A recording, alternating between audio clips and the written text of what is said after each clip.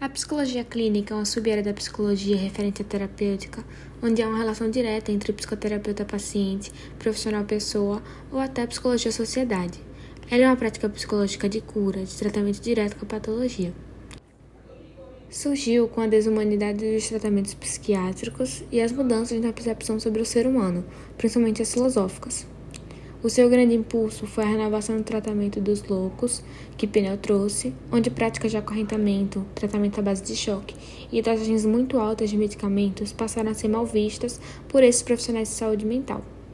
Logo depois, Whitmer, que era um psicólogo estadunidense, criou a primeira clínica psicológica focada no acompanhamento psicológico infantil, onde deveria seguir de acordo com o modelo médico e voltada para a reabilitação da saúde mental, e isso na Universidade da Pensilvânia em 1896. Criou também a primeira revista científica de psicologia clínica e o primeiro hospital universitário clínico em 1907.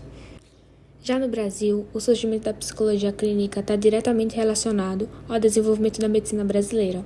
As faculdades de medicina do Rio de Janeiro e Bahia foram as primeiras a produzir matérias científicas ligadas à psicologia, isso em 1832.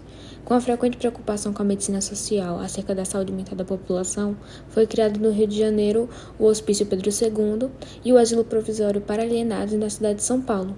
As suas subdivisões são psicologia clínica hospitalar, que é voltada para o auxílio e alívio do sofrimento por meio desse ambiente, a psicologia clínica em consultórios, um sistema com a sua atenção toda voltada para o indivíduo, e psicologia clínica aplicada a instituições, que na verdade surgiu como um apelo contra as condições amorais das clínicas psiquiátricas.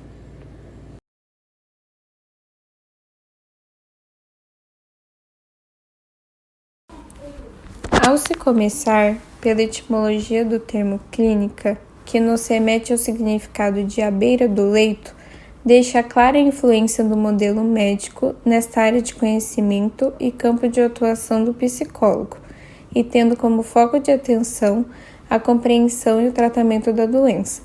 A influência desse modelo teve um papel fundamental na praxis do psicólogo no contexto da clínica.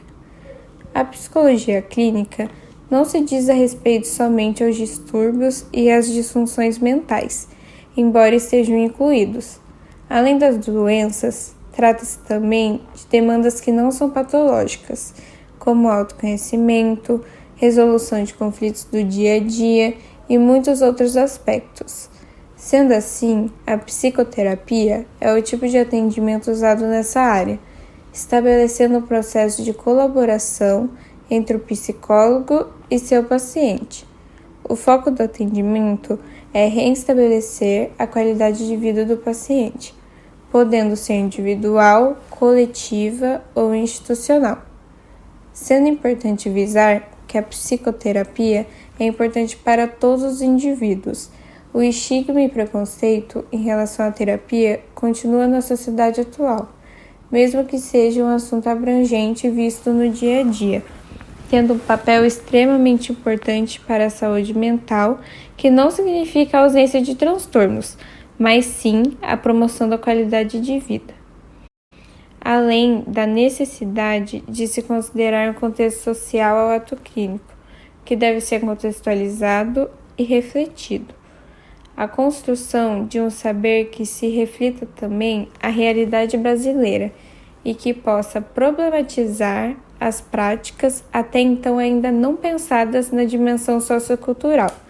Trabalhar para aliviar o sofrimento psicológico das pessoas exigirá do psicólogo um posicionamento ético e político sobre o mundo social e psicológico.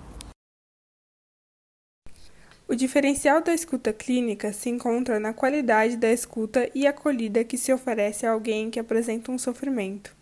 Sofrimento esse constituinte da existência humana, sobre aquilo que pode ser cuidado e assimilado enquanto vivência subjetiva, única e reveladora, para um outro, o psicólogo, que se propõe a compreender essa demanda, entendendo o paciente como sujeito que pensa, sente, fala e constrói sentidos, que irão se criar, se expressar e se modificar nessa relação de subjetividades, num determinado contexto e num certo momento das suas histórias.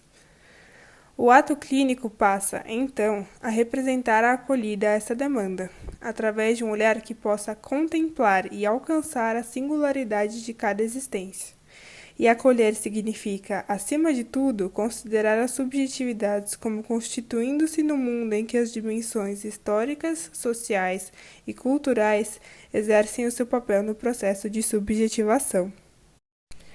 O Conselho Federal de Psicologia caracteriza as práticas clínicas como sendo, por exemplo, o psicodiagnóstico e ou terapia individual ou grupal, a avaliação de comportamentos psíquicos, incluindo nesse sentido, mensurar resultados de instrumentos de avaliação, propiciar espaço para acolhimento de vivências emocionais, elucidar conflitos e questões, promover desenvolvimento da percepção interna, promover desenvolvimento das relações interpessoais, a análise e o tratamento de indivíduos, grupos e instituições e o acompanhamento de impactos e evoluções de intervenções psicológicas, entre outros.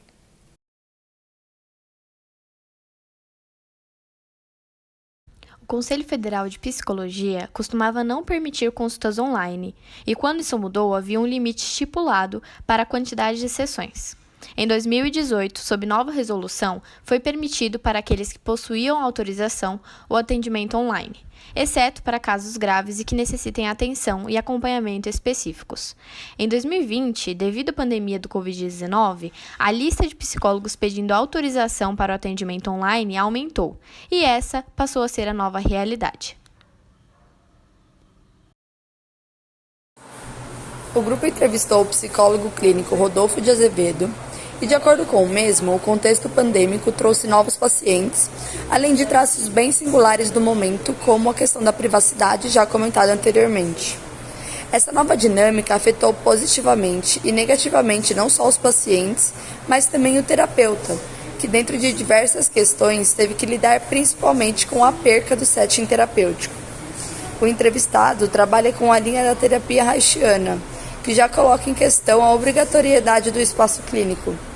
Questionei se ele já havia consultado em outros espaços, e o mesmo disse que até o momento não, mas pretende daqui para frente. Por que não fazer um atendimento no parque, por exemplo? Reich, o fundador da linha, falava bastante a respeito da respiração, e com certeza, em um parque a respiração é bem melhor. Essa mudança foi-se necessária durante a pandemia. As pessoas fizeram suas consultas na garagem, no quarto, no carro. O que é bom, porque a facilidade que a tecnologia nos proporciona trouxe a adesão de mais pessoas. Criou uma conexão maior entre o paciente e o terapeuta, visto que, por meio de um processo empático, ambos se viram na mesma situação. Questionei também quais questões singulares da pandemia chegaram até a clínica. Ele falou que a questão da angústia do isolamento para quem pôde ficar em casa e a angústia de quem teve que sair. Falou também em relação ao negacionismo, da própria falta de privacidade e sobre a sensação de impotência dos seres humanos sobre a natureza. Logo no começo, começamos falando sobre como hoje em dia o ser humano tem sido um ser parasita por conta da destruição que ele causa no mundo. Ao falarmos sobre a impotência, o grupo lembrou das feridas narcísicas de Freud, vinda das questões levantadas primeiro por Copérnico, depois por Darwin e por último pelo próprio Freud, que mostra, de fato, que o ser humano não tem pleno domínio do mundo. O contexto pandêmico foi uma ferida, que acabou desenvolvendo lados pessoais de pacientes, terapeutas e da própria psicologia.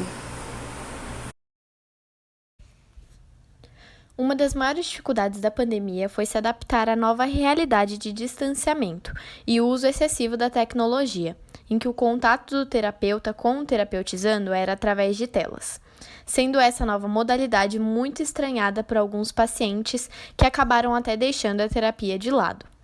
O psicólogo entrevistado também levantou como um problema a falta de privacidade em casa, ainda mais quando a família do paciente já costumava não respeitar o seu espaço.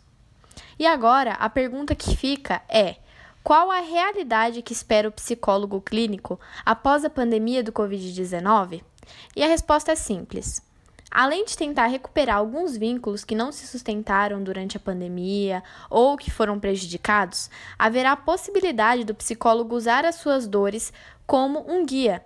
Afinal, também presenciou a pandemia, sendo possível entender, de uma maneira mais empática o lado do paciente após esse período.